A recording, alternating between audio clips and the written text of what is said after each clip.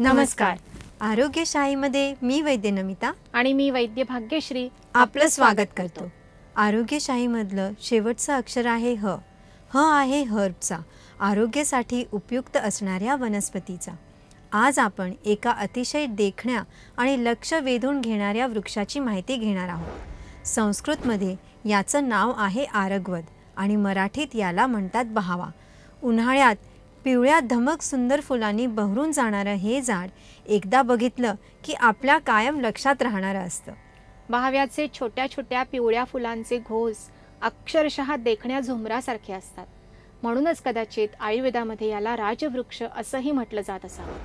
कालांतराने या फुलांचं शेंगेमध्ये रूपांतरण होतं. औषधामध्ये मुख्यत्वे शेंगेमधला पल्प, फुलं, पानं आणि खोडाच्या सालीचा वापर केला जातो. आरगवद या शब्दाचा अर्थ आहे रोगाचा वध करतो तो.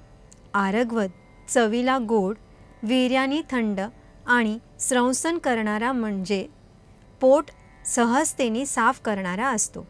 मृदू विरेचनासाठी बहाव्याच्या शेंगेमधला मगज सर्वश्रेष्ठ समजला जातो. विशेषतः नाजूक प्रकृतीच्या व्यक्तींना, लहान मुलांना, एल्डरली व्यक्तींना, हार्ट प्रॉब्लेम्स असणाऱ्यांना विरेचन घ्यायचं असेल तर बहावा फर्स्ट चॉईस द्रव्य असतं.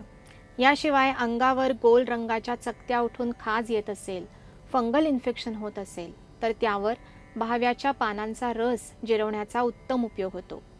बहाव्याची पानं जंतनाशकही असतात. कोवळी 5 ते 6 पानं घ्यावीत. खलबत्त्यात किंवा मिक्सरच्या मदतीने कमीत कमी पाणी टाकून रस काढावा आणि एका आठवड्यासाठी रोज सकाळी अनशापोटी घ्यावा. यामुळे छोटे पिनवर्म्स पडून जायला मदत मिळते. लहान मुलांनाही निम्म्या प्रमाणात असा रस देता येतो. वारंवार ताप येत असला तर त्यावर रोज रात्री झोपण्यापूर्वी थोडासा बहाव्याच्या शेंगेमधला गर पाण्यामध्ये मिसळून घेता येतो. यासाठी साधारण 1 इंच शेंगेचा तुकडा घ्यावा. वरची साल काढून आतल्या बिया आणि बियांना लागून असणारा गर पाण्यामध्ये भिजत घालावा. 2-3 तासांनी हाताने कोळून आतल्या बिया वेगळ्या कराव्यात. वाटलं तर गरात अजून थोडंसं पाणी मिसळून प्यावं.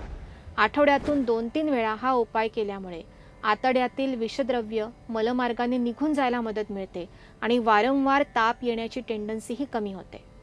आठवड्या 15 दिवसातून एकदा पोट साफ होण्यासाठी काहीतरी घेणं आरोग्यासाठी उत्तम असतं. यासाठी जसं एरंड तेल उत्तम असतं तसाच बहाव्याचा पल्पही उत्तम असतो. यासाठी शेंगेचा 2-3 इंच तुकडा घ्यावा. आतला गर आणि बिया पाण्यामध्ये भिजत घालाव्यात. 2-3 तासांनी गर मऊ झाला आणि बिया सुट्ट्या झाल्या की हाताने कोळून गर काढून घ्यावं. यात थोडासा गूळ, चवीनुसार थोडं काळं मीठ आणि पाणी मिसळून तयार झालेलं ड्रिंक रात्री झोपण्यापूर्वी घ्यावं. यामुळे सकाळी 2 ते 3 वेळा पोट साफ होतं आणि शरीराला हलकेपणा येतो. बहाव्याप्रमाणे इतरही महत्त्वाच्या औषधी वनस्पतींचे गुणधर्म आणि उपयोग जाणून घ्यायचे असतील तर पाहत रहा आरोग्यशाही लोकशाही मराठीवर.